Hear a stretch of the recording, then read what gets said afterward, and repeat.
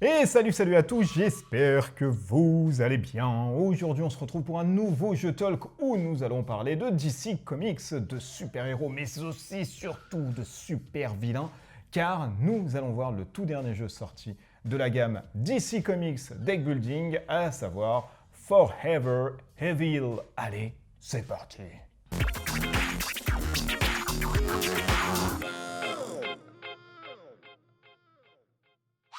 Forever Evil est le tout dernier jeu que vous allez trouver de la gamme DC Comics Deck Building qu'on retrouve chez Don't Panic Games après avoir joué les gentils, après avoir joué les Teen Titans, après avoir joué en coop et après avoir joué avec les Watchmen. Ici, on revient jouer les méchants. Toujours un jeu de 2 à 4 joueurs pour des parties qui avoisinent à peu près les 45-60, allez, peut-être 90 minutes au-delà. C'est toujours un jeu de deck building de chez Don't Panic Games et où le but ici sera de jouer, d'endosser le rôle de super vilain comme Lex Luthor, Sinistro et bien d'autres. Et votre but, ça sera de terroriser la ville. Bien évidemment, comment on terrorise la ville? Grosso modo, on récupère le maximum de points de victoire, on détruit l'ensemble des héros, fin de partie, et on compte celui qui a emmagasiné le plus de points de victoire et déclaré le plus grand vilain autour de la table. Allez, sans plus attendre, on se fait un petit focus sur le jeu. Voilà grosso modo ce que vous allez avoir dans une boîte de Forever Evil DC Deck Building Games, je le rappelle, chez Don't Panic Games. Vous allez toujours avoir votre petit line-up ici qui est constitué du deck commun. Maintenant, on ne va plus tuer des super vilains. Par contre, on va tuer des héros et on commence toujours avec Flash, le super-héros qui nous permet de piocher 3 cartes puis de défausser une carte. Donc vous voyez, il va falloir faire 8 pour pouvoir justement l'attaquer, le gagner et le mettre directement dans sa défausse, puisque dans ce jeu, quand on gagne ou alors quand on achète une carte, ça va directement dans sa défausse. Au préalable, bien évidemment, chaque joueur va récupérer un des super vilains. Nous avons Lex Luthor, nous avons Bizarro, nous avons Black Adam, Black Manta, Deathstroke, Harley Quinn, ainsi que Sinistro. Et moi, vous savez que si vous me suivez dans cette chaîne, j'aime bien jouer avec les nanas. Du coup, je vais prendre cette présence féminine dans tout ce qui se trouve dans ce deck de vilains, à savoir Harley Quinn, qui me permet, durant le tour de chaque joueur, la première fois que vous passez une carte ou défaussez une carte, je pioche une carte. Donc ça, c'est plutôt pas mal. Donc je vais la mettre ici. C'est ma Harley Quinn. Bien évidemment, vous allez avoir un deck ici qui est constitué de decks génériques, donc de decks de coups de poing ainsi que de vulnérabilité. 3 cartes vulnérabilité, 7 cartes de coups de poing qui vous permettent d'acheter et la vulnérabilité qui vous permet de rien faire. Nous allons mélanger directement son deck et nous allons prendre ensuite, bien évidemment, 5 cartes de notre petit deck. Ça, nous allons le mettre ici. À son tour de jeu, ce qu'on doit faire, c'est très simple. Vous allez pouvoir jouer des cartes et puis surtout acheter sur le line-up des cartes. Bien évidemment, quand vous allez acheter, vous n'allez pas replacer directement la carte, vous allez attendre. Donc par exemple, ici, j'ai un coup de poing, hop, que je fais à Batman. J'ai un autre coup de poing, que je fais à Batman. Batman me renvoie la vulnérabilité. Mon Dieu, c'est terrible, je ne peux rien acheter. Ensuite, un autre coup de poing et un autre coup de poing. Du coup, j'ai 4. Là, vous allez avoir l'ensemble des cartes des catégories que vous allez trouver dans le deck commun, à savoir des super pouvoirs qui vont vous donner plus de puissance, puissance qui, je le rappelle, est la monnaie du jeu. Vous allez avoir des vilains qui vont entre guillemets, qui vont venir renforcer comment on pourrait dire ça, qui viennent renforcer votre unité, voilà, votre gang, votre clan, qui vont vous donner bien évidemment des points de victoire. Vous allez avoir des héros que vous allez pouvoir détruire comme étant ici Steel, qui vous permet bien évidemment de gagner d'autres choses à côté. Vous allez avoir des équipements avec la particularité qui viennent avec des effets maintenant de gel, ce qu'on a le petit token gelé. Quand vous allez jouer en fait une petite carte avec un gel, vous allez mettre un token sur la carte gelée. Cette carte gelée ne peut être ni achetée par quelqu'un, ni gagnée par quelqu'un. Donc vous voyez, c'est très bien, vous temporisez en vous disant non, ça personne ne va l'avoir. Au prochain de votre tour, vous enlevez directement le pion jaune et vous allez pouvoir l'avoir. Je trouve cette méca très sympa et doublement fourbe, puisque vous allez pouvoir geler plein de choses en disant hop, démerdez-vous avec ces 2 cartes, maintenant moi tout ça, j'ai le choix plus tard. Donc ça, c'est assez sympa. Je trouve cette méca vraiment bien accueillie dans ce jeu. Donc ça, c'est le point gel. On va avoir des points de victoire, points de victoire qui vont vous permettre de gagner pendant le jeu des points de victoire, de voler des points de victoire, parce que bien évidemment, Forever Evil, on est méchant autour de la table. Du coup, tous les coups de roublardise se font.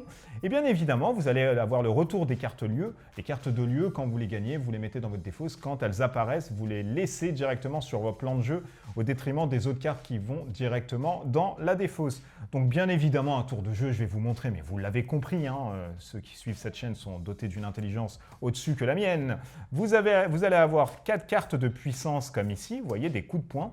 Et là, j'ai une vulnérabilité, du coup, je pourrais potentiellement acheter le pistolet réfrigérant, parce que moi je suis un sadique, j'aime bien geler les trucs, et je vais pouvoir récupérer la croissance gigantesque, puisque j'ai 4. Donc vous voyez, je mets tout ça dans ma défausse. Ensuite, je remets, hop, directement 2 autres cartes. Nous avons l'invulnérabilité ici, ainsi que la matérialisation de peur.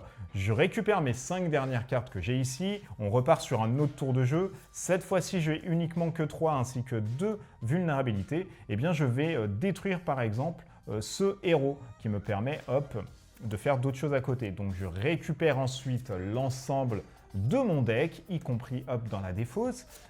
On ne garde pas la main, on ne garde pas de carte dans sa main, donc à part si vraiment il y a un effet de carte qui vous dit ceci. Donc je fais tout cela et je récupère 5 cartes. 1, 2, 3, 4 et 5. Et bien évidemment, on reprend sa main et on voit ce qu'on a. Donc on va retrouver bien évidemment des cartes qu'on a achetées, etc. Alors, pour ceux qui ne le connaîtraient pas et pour ceux qui ne savent pas du tout, on va avoir des cartes d'attaque, par exemple, comme Sinistro qui se trouve ici. Les cartes d'attaque, par exemple, si vous la jouez celle-ci, ça vous donne 3 de puissance, mais ça dit que chaque adversaire défausse 2 cartes. Bien évidemment, vous allez avoir des cartes aussi qui vous permettent de vous défendre. La défense, je vais vous en trouver une. La défense vous permet de vous défendre, hop, qui se trouve ici.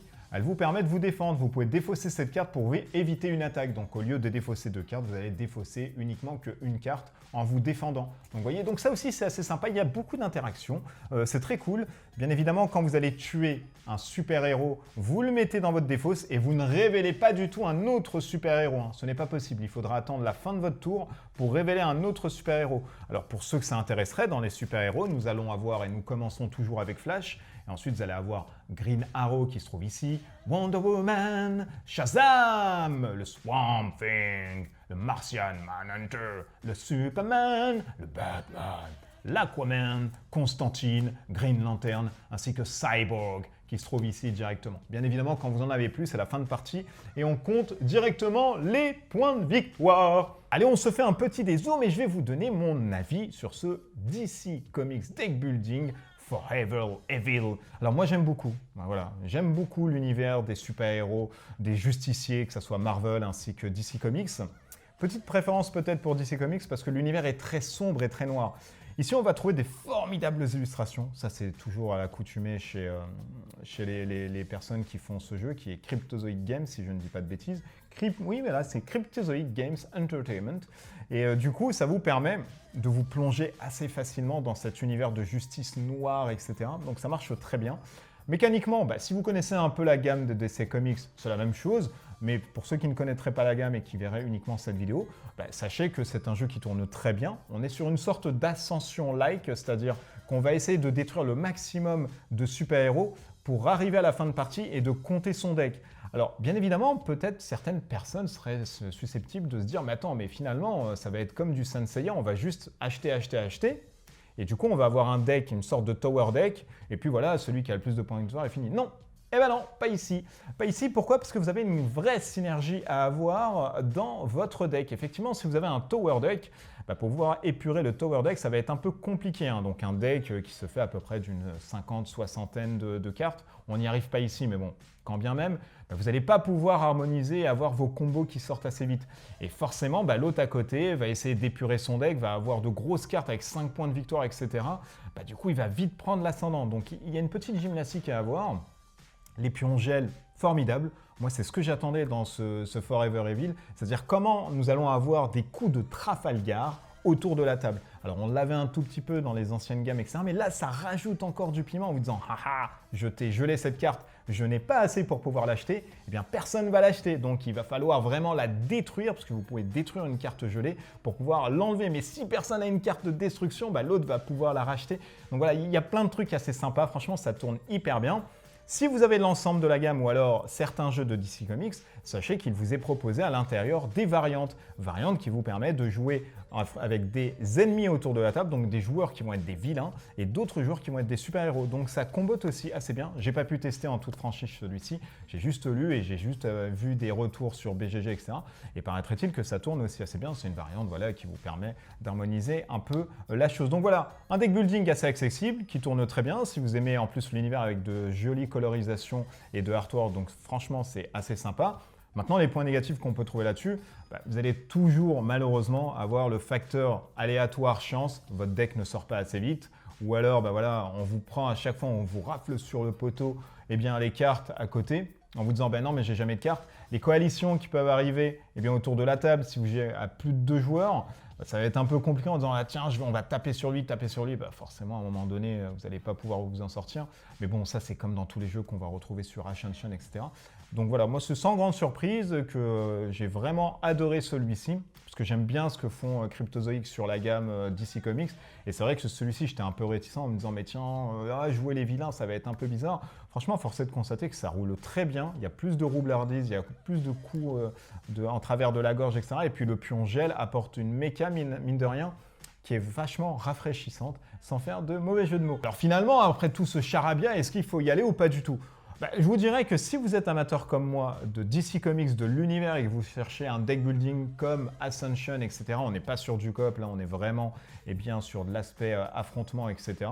Sachez qu'il y a une extension qui permet de jouer au jeu de manière coop. Donc voilà, si vous aimez tout cet univers-là ainsi que l'univers, le deck building et la méca d'Ascension, je pense que vous allez vraiment adorer celui-ci parce que voilà, il a le mérite de proposer des parties pas longues, j'allais dire pas drôlement longues, mais ça ne se dit pas. Mais ça vous permet de rentrer dans le bain avec une chose, ça vous permet surtout d'endosser le rôle des méchants, chose qu'on n'a pas l'habitude de faire dans l'univers des super-héros, etc. Et ma foi, ça vous permet de rentrer assez vite là-dessus. Vous pouvez compléter bien évidemment votre gamme avec de nouvelles cartes. Si vous aimez bien évidemment les DC Comics et que vous avez déjà l'ancienne gamme, les Teen Titans ainsi que les super-héros, vous pouvez compléter avec le Forever Evil qui se trouve ici. Voilà, c'est un jeu qui, mine de rien, si vous êtes fanat de l'univers des super-héros assez sombre, je pense que vous pouvez y aller dessus. Voilà, c'est pas si cher que ça, entre guillemets. On est sur une quarantaine, cinquantaine d'euros. Et le jeu tourne très bien, je vous l'ai dit, il y a de très bonnes sensations. Et notamment, je reviens sur la notion de gel, parce que moi, elle m'a bien plu, cette notion de gel. Voilà, cette vidéo, je le rappelle, sur Forever Evil est finie. J'espère qu'elle vous aura plu. Je le rappelle, c'est toujours chez Cryptozoic Games et c'est distribué en français par Don't Panic Games de 2 à 4 joueurs. Si vous voulez vous faire du mal autour de la table et jouer les malins comme ça sinistres, sachez qu'il est possible de pouvoir endosser ce rôle avec ce jeu. N'hésitez pas à vous abonner à la chaîne si ce n'est pas déjà fait. N'hésitez pas surtout à me mettre en commentaire si vous voulez savoir d'autres choses ou alors ce qu'apporte celui-ci par rapport à d'autres gammes, puisque moi j'ai l'ensemble des choses à la maison, donc je pourrais vous apporter un éclaircissement là-dessus. N'hésitez pas à rejoindre le Discord si ce n'est pas déjà fait, où on parle de peinture, de jeux vidéo, de figurines, et puis de choses de la vie de tous les jours. D'ici là, portez-vous bien, des bisous partout, allez, ciao ciao.